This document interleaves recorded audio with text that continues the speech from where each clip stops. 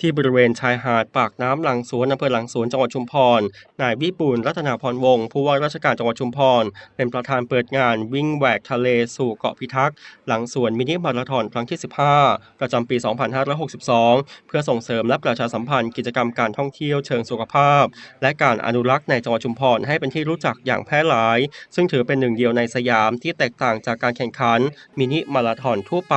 ด้วยการวิ่งแหวกทะเลจากฝั่งข้ามไปยังเกาะพิทักษ์ระยะทาง14กิโลเมตรโดยมีนักวิ่งนักท่องเที่ยวและประชาชนในจังหวัดชุมพรและจังหวัดใกล้เคียงเดินทางมาร่วมกิจกรรมเป็นจำนวนมากสำหรับการวิ่งแหวกทะเลสู่เกาะพิทักษ์หลังสวนมินิมาราธอนครั้งที่15ระยะทาง14กิโลเมตรเริ่มปล่อยตัวจากบริเวณเรือจักรีนฤเบศรจำลองชายหาดปากน้ำหลังสวนใช้เส้นทางถนนเลียบชายทะเล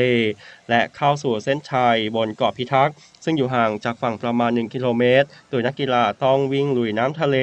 ระดับน้ำประมาณ30เซนติเมตรก่อนถึงเส้นชัยนอกจากนี้ยังมีการแข่งขันวิ่งฟันรันระยะทางเพียง3กิโลเมตรมีจุดปล่อยตัวณสวนหมู่บ้านหมู่ที่13ตำบลบางน้ำจืดอำเภอหลังสวนจังหวัดชุมพรและเข้าเส้นชัยที่เกาะพิทักษ์เช่นกันธนกร โกศลเมธีรายงาน